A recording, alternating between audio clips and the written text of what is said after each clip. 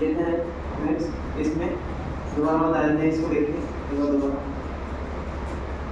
देखिए। क्वेश्चन में लिखा हुआ है स्प्रिंग कांस्टेंट दिया हुआ है कि वो तो डायग्राम में दिया हुआ था, और उसको कहाँ तक स्ट्रेच करना था, कैपिटल एक्स तक। अगर वर्क डन का फॉर्मूला अगर किसी को नॉर्मल तरीके से केवल यही पता हो, फोर्स इनटू डिस्प्लेसमेंट, एक बार दोबारा इसका सॉल्यूशन समझ लीजिए। जिसको simply force into displacement is equal to burden केवल इतना ही पता हो, तो हो सकता है कि यहाँ पर वो ऐसा कर सकता था कि फोर्स सर बताए हैं स्प्रिंग के केस में फोर्स का फार्मूला होता है kx, माइनस प्लस तो अलग कैसे हो तो डायरेक्शन देख लेंगे इंटीग्रेशन लाइन पे या फिर सॉल्व कर देंगे। k इनटू x इनटू जो डिस्प्लेसमेंट है वो कहाँ से कहाँ तक है, वो भी x है, तो मतलब x हो जाएगा, वही कैपिटल x, दोनों कैपिटल x है। तो जब फोर्स में डिस्प्लेसमेंट से मल्टीप्लाई करते तो जो रिजल्ट आता वो हमारे ओरिजिनल रिजल्ट का डबल आता। अगर कुछ इस टाइप का मतलब गलत फॉर्मूला यूज करते तो जो रिजल्ट आना चाहिए उसका डबल आता पहली बार। तो ऐसा कोई भी काम करना नहीं है, क्योंकि हमें पता है कि ये फॉर्मूला लगेगा फिर नहीं, ये लगेगा। ऐसा क्यों लगेगा, आप लोग पहले आंसर बताइए, ये फॉर्मूला क्यों लगेगा? क्योंकि उसके नेचुरल लेंथ से एस एक्स तक जैसे से आगे बढ़ते जा रहे थे वैसे वैसे इस x का वैल्यू बढ़ता जा रहा था, जीरो से लेकर के कैपिटल x तक बढ़ता जा रहा था। हर इंस्टेंट पर इसके अंदर जो टेंशन आ रहा था वो वेरिएबल था, इसके बदलने की वजह से टेंशन वेरिएबल था। जहाँ फोर्स वेरिएबल होता है वहाँ पर इंटीग्रेशन वाला फॉर्म लगता है, जहाँ फोर्स वेरिएबल होता है वहाँ पर कौन सा फॉर्म लगता है, इंटीग्रेशन वाला फॉर्म लगता है बॉर्डर निकालने के लिए। तो ये फॉर्म लग गया। तो हम लोग कभी भी वर्क डन सॉल्व करते हैं तो किसी जनरल एक्स पर आकर के सॉल्व करते हैं। बस में आ रहा है जो क्वेश्चन स्टूडेंट पूछा था बच्चा कि हम लोग सर x पर ले जाकर के dx क्यों स्ट्रेच करके ऐसा क्यों लिख रहे हैं। तो कभी भी वेरिएबल फोर्स दे दे तो हम लोग किसी भी जनरल x पर जाते हैं, अगर y में वेरिएशन है तो किसी जनरल y पर जाएंगे, z में वेरिएशन है तो किसी जनरल z पर जाएंगे, और z पर जाकर के dz लेंगे, dz y में होता तो किसी जनरल y पर जाकर के dy लेते, x में जा रहा है तो किसी जनरल x पर जाकर के dx लेंगे। तो हम किए क्या, जनरल x पर जाकर के dx डिस्प्लेस किए, उसको dx लिए। तो यहाँ से यहाँ तक जाने में कितना वर्क हुआ, उसी का एक्सप्रेशन ये टेंशन फोर्स इनटू डिस्प्लेसमेंट छोटा हुआ है dx प्लस। अब क्या किए उसको, क्योंकि ये वेरिएशन जीरो से लेकर के कैपिटल एक्स तक था इसलिए उसको वहां से वहां तक इंटीग्रेशन कर दिया। लेकिन मेडिकल की बात है तो मेडिकल में हमें कोई इसके बीच के रास्ते से मतलब नहीं है, जो जो पॉसिबिलिटी हम खुद ही बता देते हैं, जो जो आ सकता है नेटवर्क, हमारे इस बीच स्टेप से कोई मतलब नहीं। हमें पहली बार ये रिजल्ट याद करना है, हम एक एक हर केस को बताने जा रहे हैं, ध्यान से सुनिए। पहले ये याद करना है रिजल्ट, टाइम बचाना, आपको गलती से भी मेडिकल के एग्जाम में इतना पूरा सॉल्व नहीं करना है, क्लियर है। दूसरी बात कि -12kx² जो रिजल्ट आ रहा है ये तब आ रहा है जब उसको नेचुरल लेंथ से x तक लेकर के आए। एग्जाम में हो सकता है उल्टा पूछे, एग्जाम में हो सकता है कि वो पहले से ही स्ट्रेच हो, नेचुरल लेंथ से स्ट्रेच नहीं कर रहे हैं बल्कि वो पहले से स्ट्रेच है और उसको उस स्ट्रेच पोजीशन से नेचुरल लेंथ तक लेकर के आ रहे हैं, उल्टा। जैसे हम लोग नेचुरल लेंथ से x तक लेकर के आए तो रिजल्ट ये आया -12kx²। क्वेश्चन में क्या दे सकता है एग्जाम में कि पहले से ही वो स्ट्रेच फॉर्म में रहेगा और उसको स्ट्रेच फॉर्म से नेचुरल लेंथ पर लेकर के आएंगे तो पूछेगा वर्क डन बाय स्प्रिंग, तो बोलेंगे जो अभी यहाँ पर माइनस में आ रहा है जब स्ट्रेस से नेचुरल बनाएंगे तो वही प्लस में आंसर आ जाएगा। पहला केस तो ये, इसको लिख लीजिए। ये तो हो चुका है ना। अब उल्टा लिखिए इसमें कि अगर वो when spring is initially at stress position and when spring is, लिखिए when spring is initially, if spring is initially at stressed position, initially is at stressed position and it is taken to natural length, and it is taken to natural length, and it is taken to natural length, then work done by spring will be, then work done by spring will be,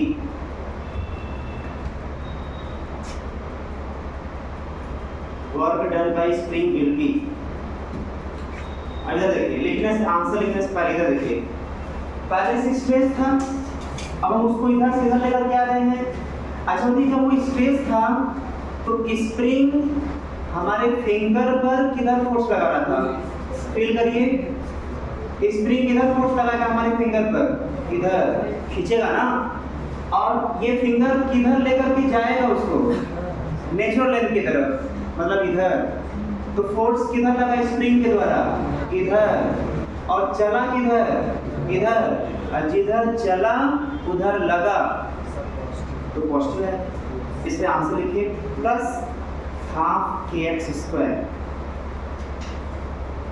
plus half kx square. हम reason भी बता दिए, रटना नहीं है, हम reason भी बताते जा रहे हैं।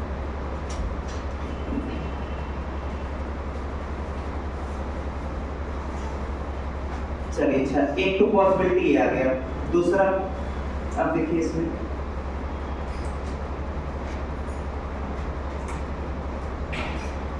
अच्छे बच्चों की तरह सोच करके बताइए। इधर देखिए,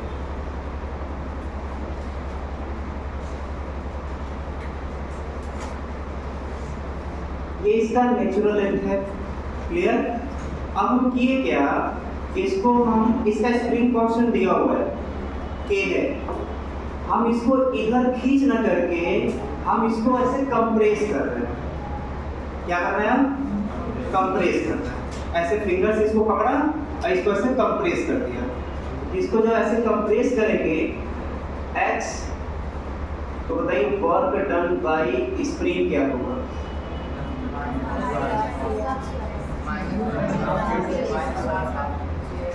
नहीं, जब उसको स्ट्रेच कर रहे थे तो माइनस हाफ के एक्स स्क्वायर आया था, जब कंप्रेस करेंगे तब क्या होगा?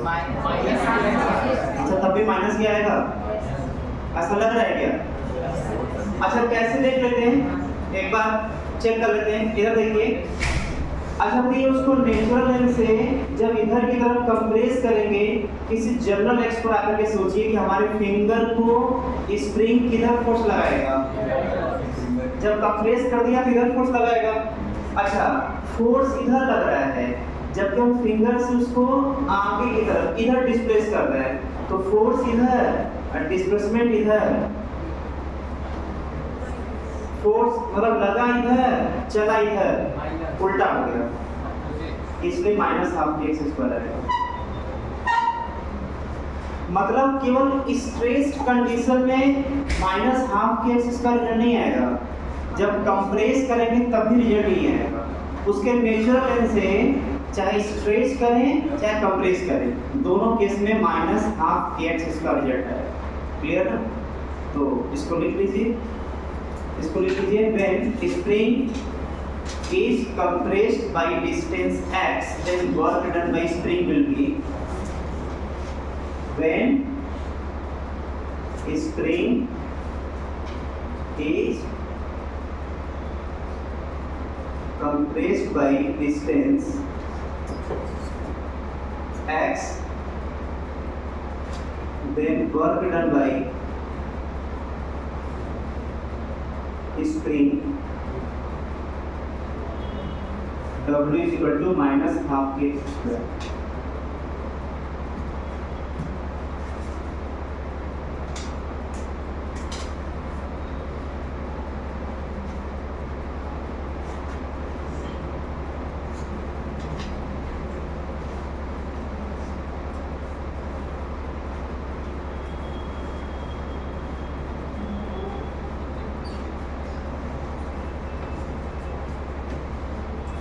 हो गया।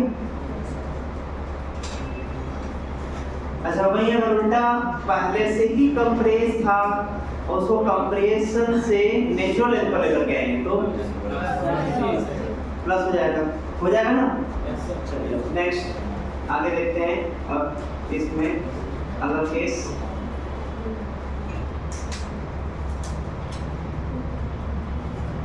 जो भी क्वेश्चन पूछने जा रहे हैं ये बुकलेट में मिलेगा, एग्जाम में आ भी चुका है, इसका पता ही आंसर क्या होगा।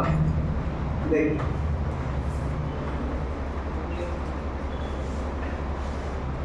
इसको यहाँ से, ये नेचुरल लेंथ स्प्रिंग है, इसको यहाँ से हम मान लेते हैं 5 सेंटीमीटर आगे खींचा तो 10 जूल वर्क हुआ। यहाँ नेचुरल लेंथ से 5 सेंटीमीटर आगे खींचा तो 10 जूल वर्क हुआ। अगर फिर यहाँ से पहले से 5 सेंटीमीटर आगे आ चुका है, अब यहाँ से फिर 5 सेंटीमीटर आगे खींचेंगे तो कितना वर्क डन होगा, सिंपली बताना है।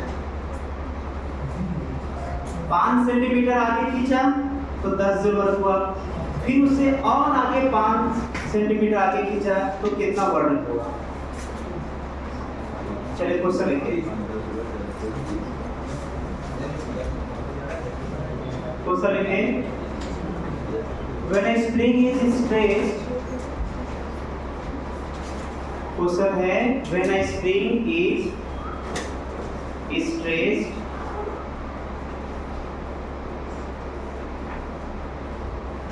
when spring is stressed by distance x, then work done by external agent, then work done by external agent is 10 joule, then work done by external agent is 10 joule. When spring is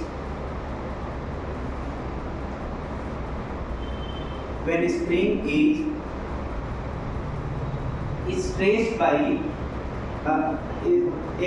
when spring is further stressed by same distance, when spring is further stressed by same distance, then find work done by external agent.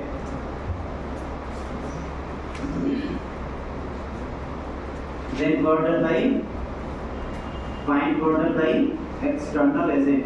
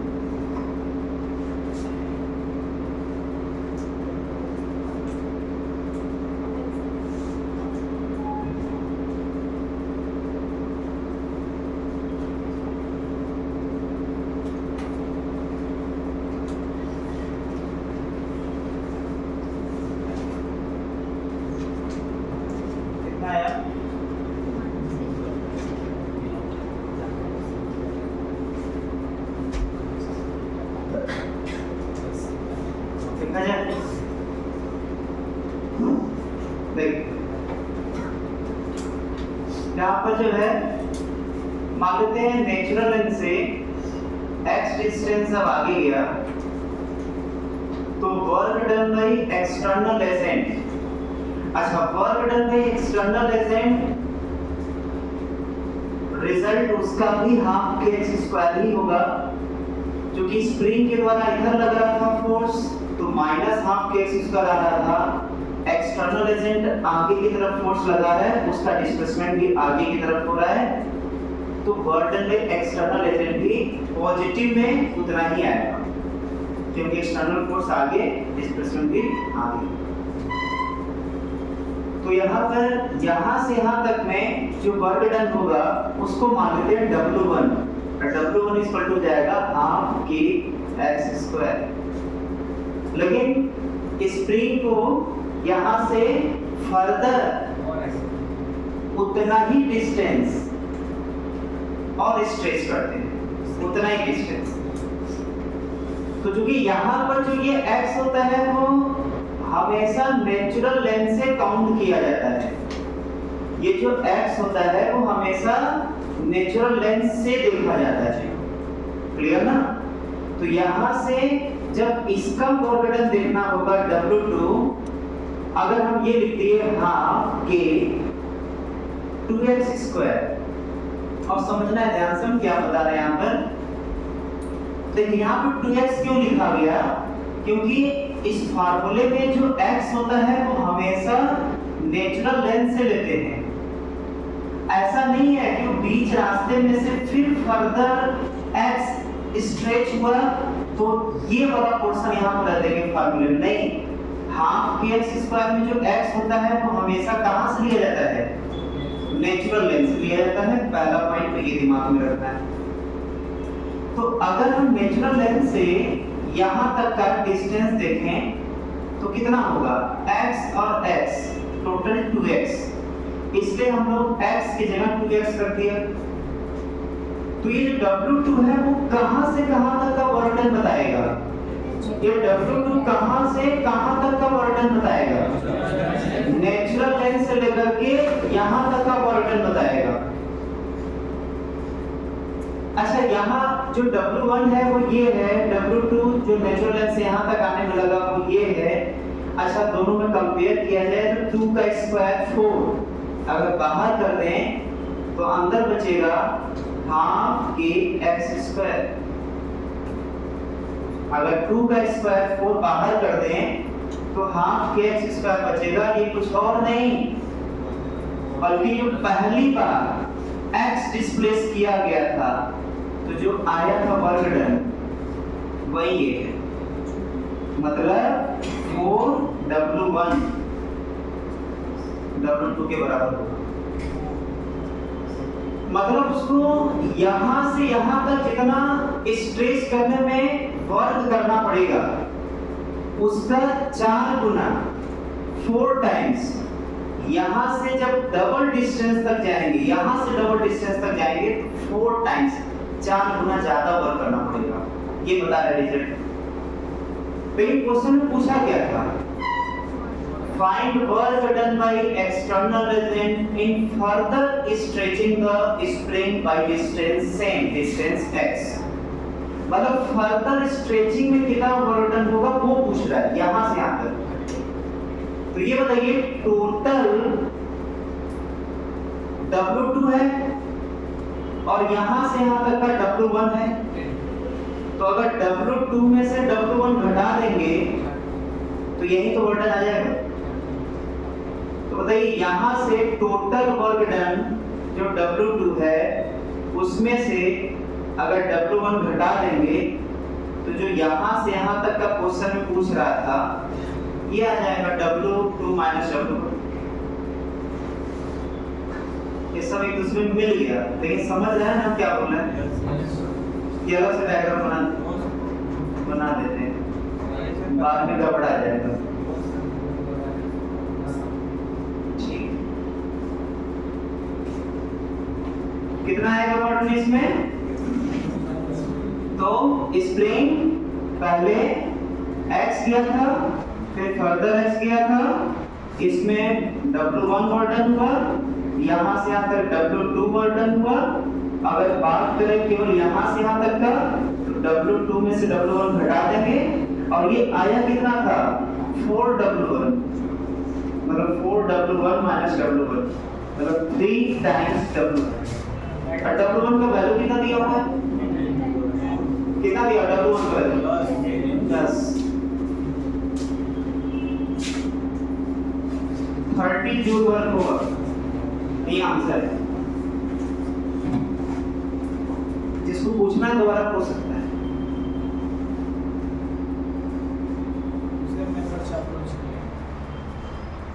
बता देते हैं एक और तरीका क्या हो सकता है। x और 2x लोअर लिमिट x और अपर लिमिट 2x।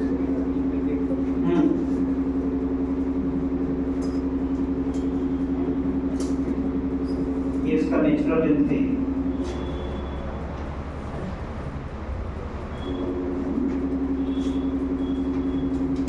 पूछना है, नोट कर लें, जिसको पूछना है पूछ लें।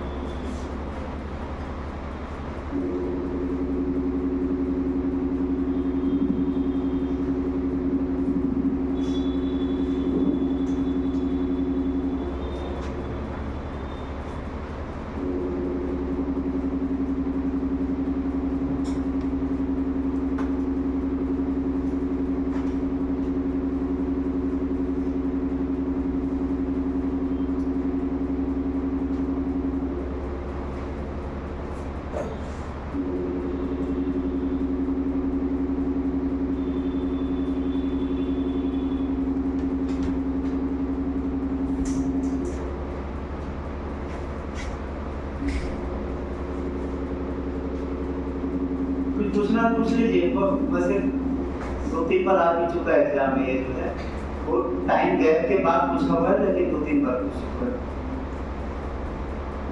इसमें दिक्कत है, पूछ सकता है। बुझा दे?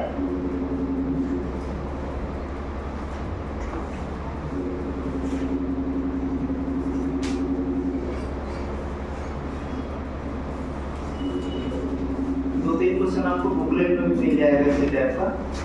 आगे बढ़ते हैं आप नेक्स्ट टॉपिक पर, work done by constant force. इसका हम लोग अभी तक पढ़े थे 9th में, फोर्स इनटू डिस्प्लेसमेंट। उसके बारे में देखते हैं, कुछ उसका क्वेश्चन देखते हैं। चलिए लिखिए, इसमें हेडिंग दीजिए work done by constant force.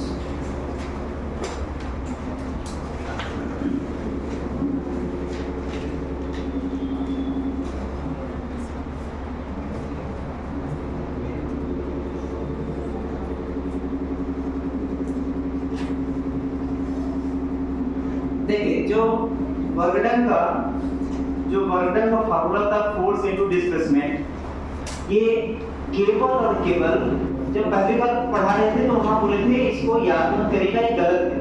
Clear ना? क्योंकि फार्मूला किसके लिए एप्लीकेबल नहीं होता है, वेरिएबल फोर्स के लिए एप्लीकेबल नहीं होता है। अच्छा, तो कांस्टेंट फोर्स के लिए ये फार्मूला कैसे निकल कर आता है उसको देख लेते हैं। जैसे बेसिक फार्मूला क्या है, F डॉट dr का integration is equal to work done. Clear?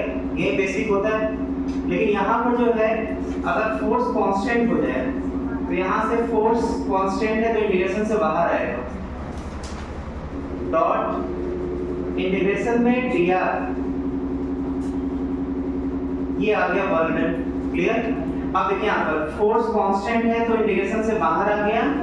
Dot integration of dr vector, मतलब पोजीशन वेक्टर का जो समेशन देगा, पोजीशन वेक्टर को जोड़ते जाएंगे, क्योंकि इंटीग्रेशन को जोड़ना होता है। इंटीग्रेशन का मतलब जोड़ना होता है, एडिशन होता है। तो जब छोटे छोटे पोजीशन वेक्टर को जोड़ेंगे तो क्या देता है, डिस्प्लेसमेंट। पोजीशन वेक्टर का इंटीग्रेशन करेंगे तो क्या देगा, डिस्प्लेसमेंट देगा। तो यहाँ पर जो है ये हो जाएगा f डॉट, अब इसको डेल्टा आर से अगर डिनोट करना है तो डेल्टा आर से डिनोट कर सकते हैं, डी से डिनोट करना है तो डी से डिनोट कर सकते हैं, वो आपके मन के ऊपर है। ये जाएगा f डॉट डी या f डॉट डेल्टा आर। ये फॉर्मूला तभी लगेगा जब फोर्स क्या होगा, कांस्टेंट हो। फोर्स इनटू डिस्प्लेसमेंट का फॉर्मूला फोर्स कांस्टेंट पर ही लगेगा। इसको नोट कर लीजिए, फिर आगे बढ़ते हैं।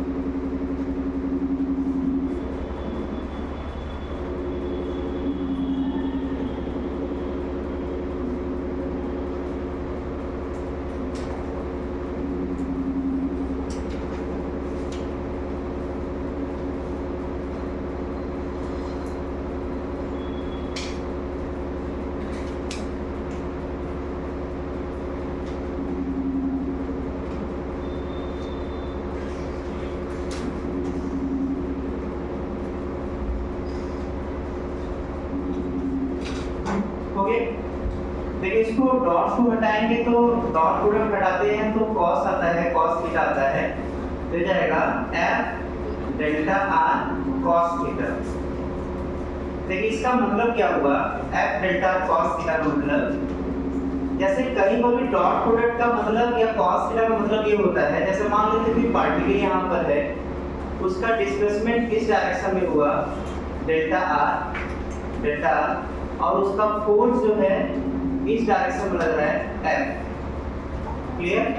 और डिस्प्लेसमेंट इधर हो रहा है, फोर्स इधर लग रहा है, उनके बीच का एंगल थीटा है। तो कहीं ना कहीं हम ये कह सकते हैं जो वर्क डन होगा वो होगा फोर्स इनटू अब देखिए ये जो डेल्टा आर पोजीशन वेक्टर है, वेक्टर क्वांटिटी है, इसके दो कंपोनेंट आएंगे। एक कंपोनेंट अगर फोर्स के लॉन्ग में देखा जाए तो यहाँ से परपेंडिकुलर ड्रॉ करेंगे तो ये आ जाएगा डेल्टा आर, जिधर थीटा होता है उधर आता है कॉस थीटा, तो ये जाएगा डेल्टा आर कॉस थीटा इधर आएगा, और डेल्टा आर का एक कंपोनेंट टूटेगा इस फोर्स के परपेंडिकुलर इस डायरेक्शन में। डेल्टा आर का एक कंपोनेंट टूटेगा इस डायरेक्शन में, और ये आएगा delta R sine theta, clear. तो देखिए यहाँ पर जो है फोर्स के डायरेक्शन में डेल्टा आर का जो कंपोनेंट टूट रहा है उसी का मल्टीप्लिकेशन है। यहाँ पर देखिए इसको देखा जाए कि क्या है, डेल्टा आर कॉस थीटा क्या है, डेल्टा आर कॉस थीटा यही तो है, और ये है क्या, डिस्प्लेसमेंट का कंपोनेंट है इसके डायरेक्शन में, फोर्स के डायरेक्शन में। तो इसको ध्यान रखना है।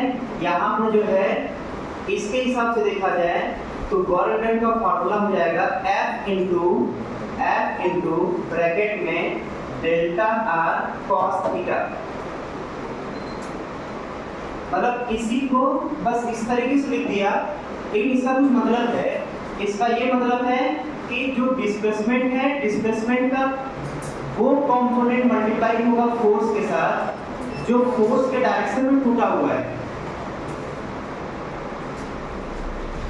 जैसे डिस्प्लेसमेंट का दो कंपोनेंट टूट रहा है, एक फोर्स के डायरेक्शन में और एक फोर्स के परपेंडिकुलर, तो वर्क डन कौन देगा, जो डिस्प्लेसमेंट का कंपोनेंट फोर्स के डायरेक्शन में टूट रहा है उसका मल्टीप्लिकेशन वर्क देगा।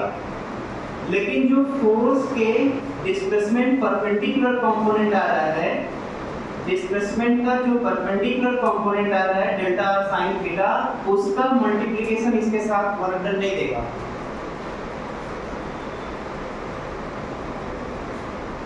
ये जो रिजल्ट आ रहा है इसको हम इस तरीके से लिखने का क्या मतलब हुआ, इस रिजल्ट को ऐसे लिखने का मतलब ये हुआ कि अगर डिस्प्लेसमेंट का दो कंपोनेंट तोड़े, पहला कंपोनेंट फोर्स के लॉन्ग और दूसरा कंपोनेंट फोर्स के परपेंडिकुलर, तो कौन सा वाला कंपोनेंट वर्क देगा और कौन सा कंपोनेंट वर्क नहीं देगा, यही हम बताना चाह रहे हैं। तो डिस्प्लेसमेंट का वो कंपोनेंट जो फोर्स के डायरेक्शन में है वो वर्क देगा, और जो फोर्स के परपेंडिकुलर कंपोनेंट आया है वो वर्क नहीं देगा, हम यही बताना चाहते हैं।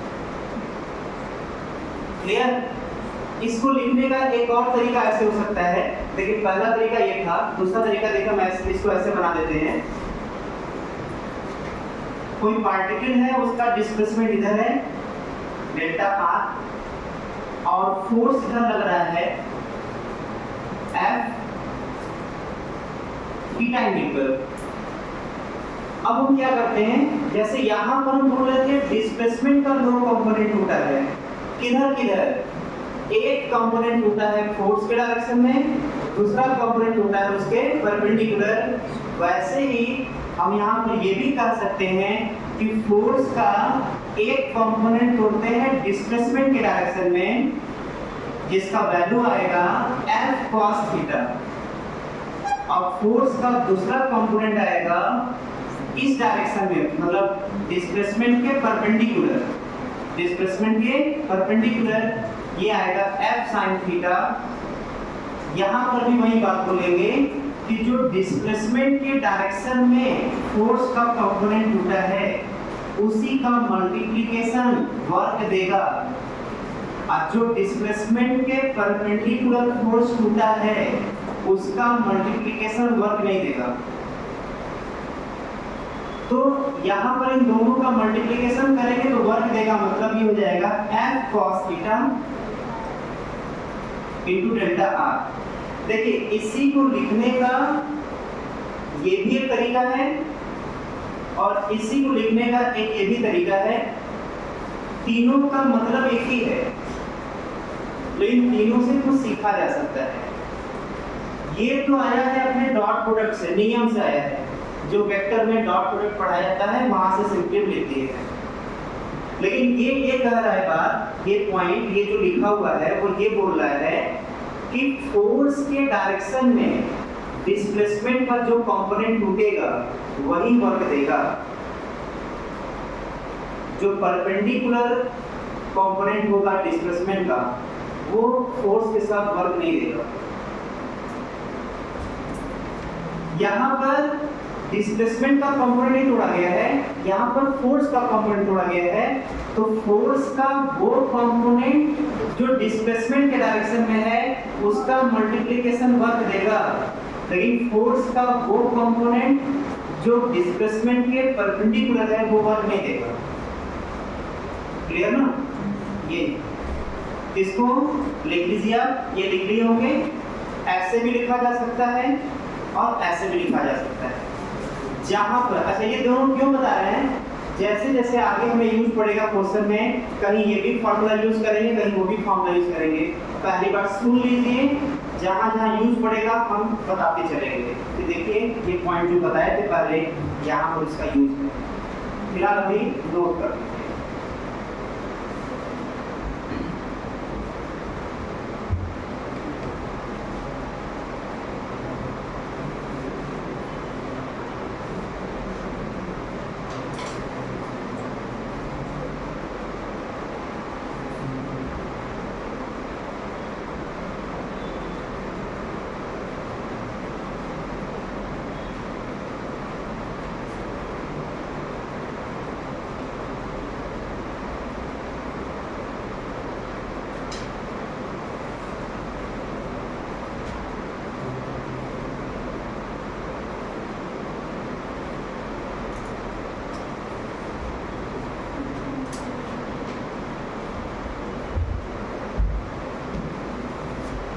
इसको कॉम्पोनेंट कीजिएगा, ये है क्या, ये है component of displacement along force, और यहाँ पर लिखेंगे F cos थीटा के बारे में, component of force a long displacement.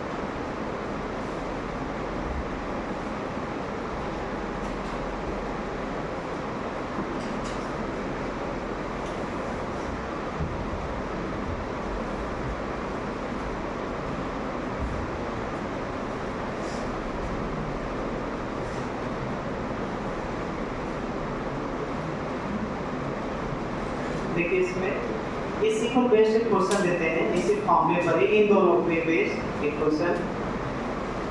देखिए इसमें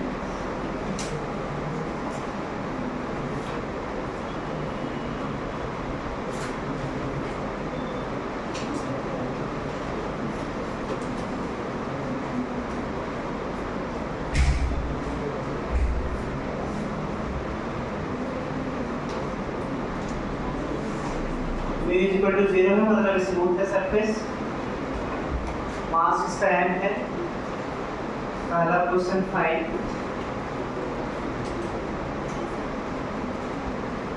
work done by normal force, और दूसरा फाइंड वर्क डन बाय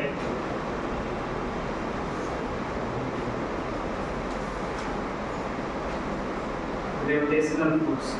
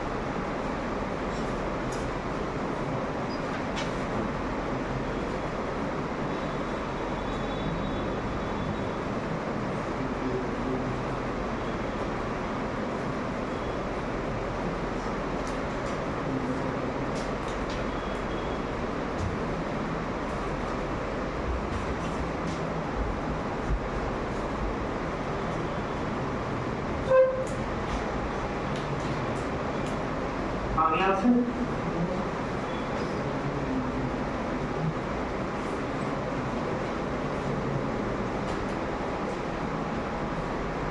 पहले का आंसर क्या होगा? पहले वाले नॉर्मल फोर्स होगा, 0 आएगा। ठीक कैसे? देखिए यहाँ पर अगर किसी जैसे ये ब्लॉक यहाँ से स्लिप करते जब यहाँ पर आएगा तो अगर जनरल डिस्टेंस पर बात करें तो नॉर्मल फोर्स किधर लगेगा, परपेंडिकुलर, क्लियर। और जब उसका डिस्प्लेसमेंट इधर की तरफ है और नॉर्मल फोर्स इधर लग रहा है तो उनके बीच का एंगल कितना होगा, 90 डिग्री।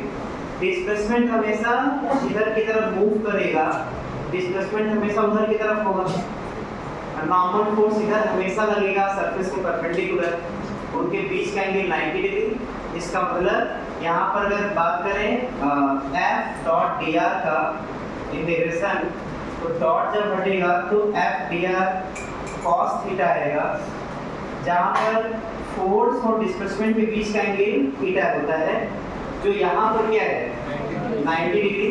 तो यहाँ पर एफ डी आर कॉस 90 की वैल्यू 0 है। जब ये 0 होगा तो टोटल वॉल्यूम 0 होगा, क्लियर ना। तो पहला आंसर लिख लीजिए इसमें,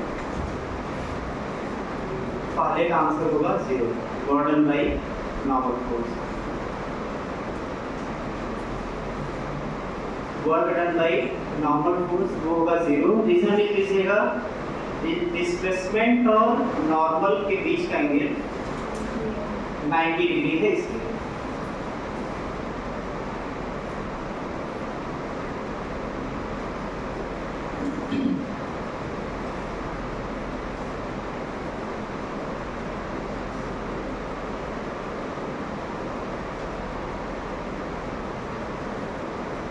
दूसरा में देखिए क्या पूछ रहा है, गॉर्डन बाई ग्रेविटेशनल फोर्स। अच्छा, जो इसका मूवमेंट है मतलब कहां से कहां पर मूव कर रहा है, फ्रॉम टॉप टू बॉटम। मतलब ये अगर कंफ्यूजन है तो उसको लिख लीजिएगा क्वेश्चन में। मतलब ये कहां से कहां तक डिस्प्लेसमेंट के लिए हो रहा है, फ्रॉम टॉप टू बॉटम के लिए गॉर्डन बाई ग्रेविटेशनल फोर्स पूछ रहा है।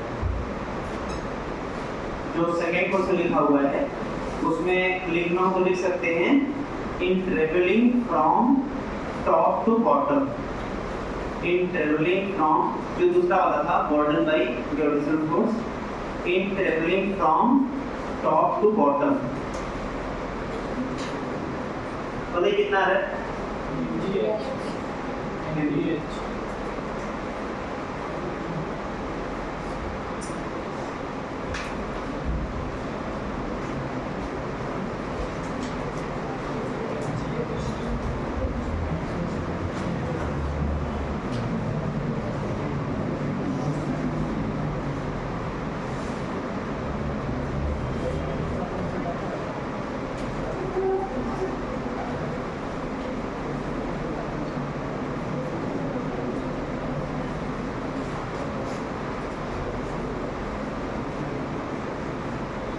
देखिए इधर गॉर्डन बाई ग्रेविटेशनल फोर्स। तो ग्रेविटेशनल फोर्स किधर लगेगा, वो वर्टिकली डाउनवर्ड लगता है mg, चाहे ब्लॉक कहीं पर भी होगा वो हमेशा डाउनवर्ड ही लगेगा।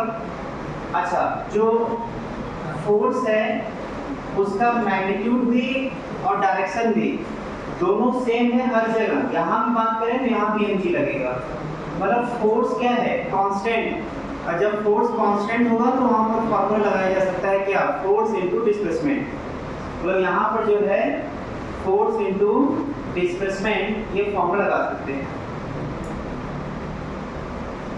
क्योंकि यहाँ पर cos थीटा क्या कहलाएगा, बताइए थीटा क्या कहलाएगा, फोर्स और डिस्प्लेसमेंट के बीच का एंगल कहलाएगा। अब इसका डिस्प्लेसमेंट किधर है, इनिशियल इधर था, फाइनल यहाँ पहुँच गया, तो इनिशियल टू फाइनल जो उसका डिस्प्लेसमेंट है वो इधर की तरफ है, मतलब इस डायरेक्शन में। और जो फोर्स लग रहा है वो वर्टिकली डाउनवर्ड है, तो इनके बीच का ये एंगल जो है ये यहाँ पर रखेंगे। ये हाइट दिया हुआ है h, तो ये एंगल कितना दिया हुआ है थीटा, और ये कितना होगा 90, क्योंकि ये वर्टिकल ये हॉरिजॉन्टल ये वर्टिकल 90 हो जाएगा। तो यहाँ पर जो है अगर ये थीटा है ये 90 है, ये टोटल 180 होगा, तो ये हो जाएगा 180 माइनस 90 माइनस थीटा, यही होगा। तो 90 माइनस थीटा किनके बीच आएंगे, ये जो 90 माइनस थीटा है वो डिस्प्लेसमेंट मतलब डेल्टा आर और जो फोर्स है, फोर्स जो mg नीचे लग रहा है वो, और डिस्प्लेसमेंट जो इधर इस डायरेक्शन में है, उनके बीच का एंगल 90 माइनस थीटा है। क्लियर ना? तो यहाँ पर हो जाएगा, अगर लिखना चाहें तो फोर्स का हो गया mg जो नीचे लग रहा है, gravitational force F, delta R कितना होगा? डेल्टा है क्या? डिस्प्लेसमेंट। यहाँ पर डायग्राम में देखिए डिस्प्लेसमेंट किसको बोलेंगे? H को नहीं बोलेंगे, इनिशियल फाइनल ये है, तो डिस्प्लेसमेंट ये होगा ना, इनिशियल टू फाइनल, तो H नहीं कराएगा ना, यहाँ से यहाँ तक का डिस्प्लेसमेंट ये डेल्टा है, तो ये कितना वैल्यू होगा? तो इसको ऐसा करिए, हमें h दिया हुआ है, थीटा दिया हुआ है और डेल्टा दिया हुआ है, तो यहाँ से क्या ऐसे लिख सकते हैं क्या? देखिए ये हाइपोटेनस होगा, ये परपेंडिकुलर होगा, थीटा के सामने परपेंडिकुलर, तो sin theta is equal to h by delta r। हमें डिस्प्लेसमेंट चाहिए, तो delta r is equal to h by sin theta, ये रखेंगे डेल्टा r की जगह। अच्छा, cos जो थीटा यहाँ पर ये फार्मूले वाला थीटा है, और जो हम यहाँ पर डायग्राम में देख रहे हैं, इन दोनों के बीच का एंगल थीटा, डिस्प्लेसमेंट और फोर्स के बीच एंगल थीटा वो कितना है? 90 माइनस थीटा, तो cos 90 माइनस थीटा हो जाएगा, और cos 90 माइनस थीटा मतलब sin थीटा, तो हो जाएगा mgh by sin theta into sin theta. ये sin थीटा में कन्वर्ट हो जाएगा, ये कैंसिल हुआ, यहाँ से आ गया mgh। लेकिन देखिए ये तो जो तरीका हम बता रहे हैं ये तो बेसिक फार्मूले से है, बेसिक फार्मूले से, लेकिन अगर हम कंपोनेंट का हेल्प लें, जो अभी हम वर्क का बता रहे थे, फोर्स इनटू डिस्प्लेसमेंट का कंपोनेंट, ये डिस्प्लेसमेंट का कंपोनेंट था फोर्स के लॉन्ग, या एक और फार्मूला था delta r into f cos theta, ये था डिस्प्लेसमेंट के लॉन्ग फोर्स का कंपोनेंट। अब देखिए यहाँ पर जो है डिस्प्लेसमेंट ये है और फोर्स ये है डायरेक्शन। तो अगर हम बात करें कि अगर जब ब्लॉक यहाँ से यहाँ तक मूव किया तो डिस्प्लेसमेंट का वर्टिकल डायरेक्शन में कितना डिस्प्लेसमेंट हुआ, डिस्प्लेसमेंट का वर्टिकल के डायरेक्शन में कितना डिस्प्लेसमेंट हुआ। देखिए यहाँ पर जैसे ये है और ऐसे, तो जब ब्लॉक यहाँ से स्लिप करके यहाँ पर आ गया तो इसका दो कंपोनेंट टूटा है, एक x में और दूसरा y में। जो डायग्राम में देखें तो इसका दो कंपोनेंट, एक x में ये होगा कंपोनेंट इसका डिस्प्लेसमेंट का, एक कंपोनेंट ये होगा और y में ये होगा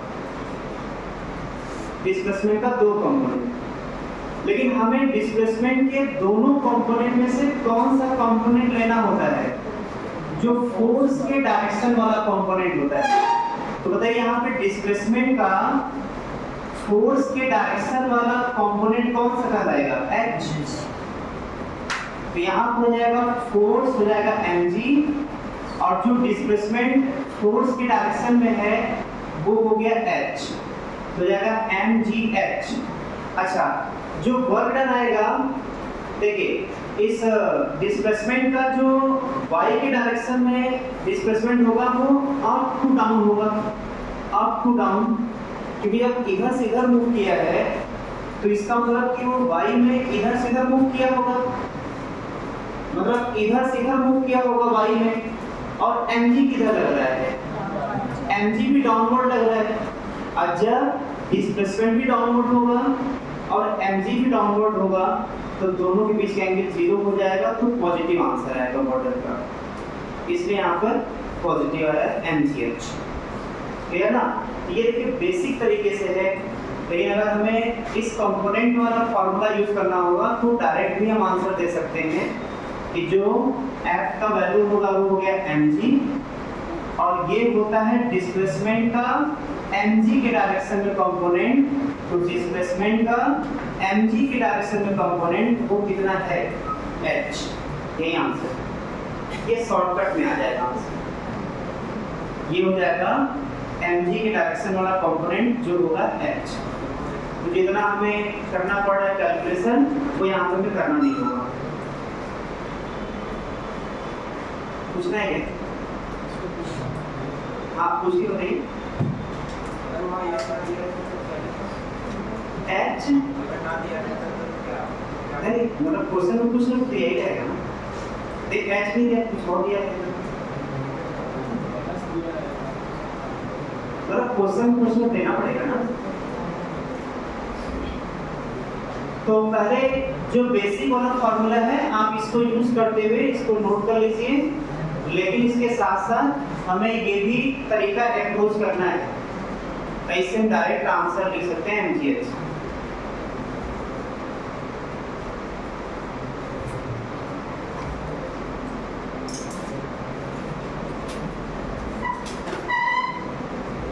अगर दिक्कत है तो पूछ लीजिए, दोबारा बता सकते हैं।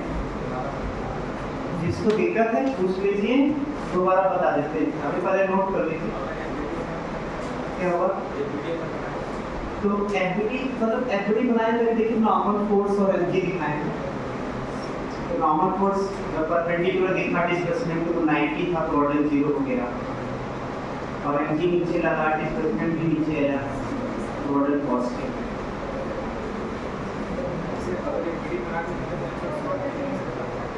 शॉर्ट वाला वही था, आप दोबारा बता सकते हो। तो फिर अगर नहीं समझ आए तो आप दोबारा बता सकते हैं, नोट कर लीजिए पहले। आप लोग पहले सोचते हुए नोट करिए, जो दिक्कत है हम दोबारा बता देंगे।